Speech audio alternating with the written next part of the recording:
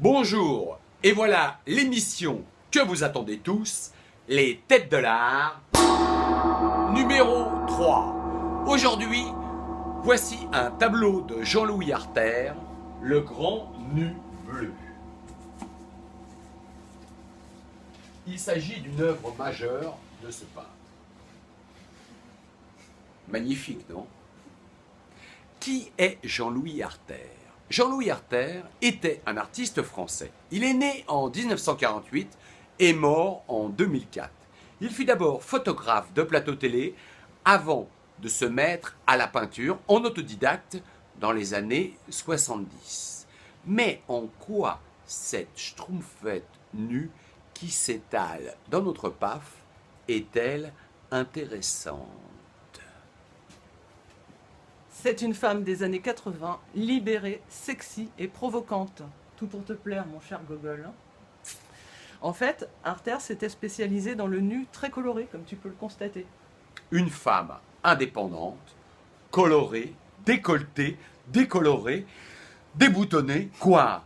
Je trouve, on dirait, un graphe.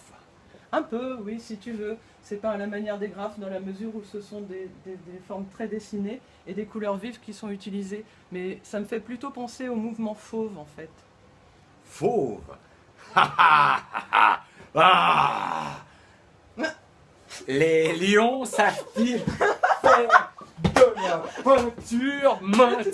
Tu te fous de ma gueule! Tu te fous de ma gueule! Aïe!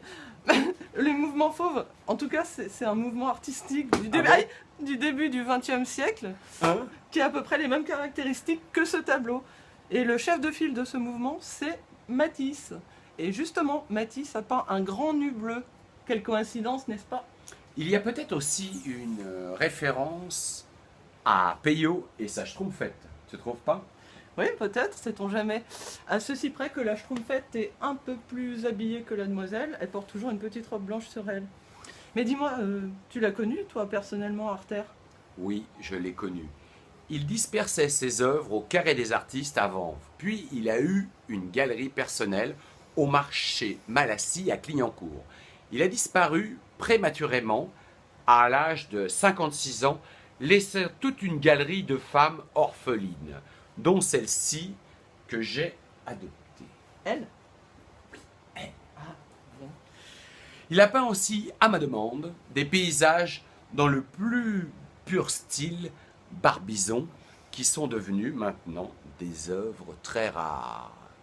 Étonnant. Je t'aurais plutôt imaginé demander à un artiste paysagiste de peindre des nus, comme quoi on peut se tromper.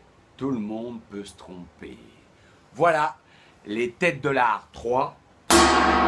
C'est fini. À la prochaine, si on le veut bien. On a assuré. Aujourd'hui, on était bon, carrément.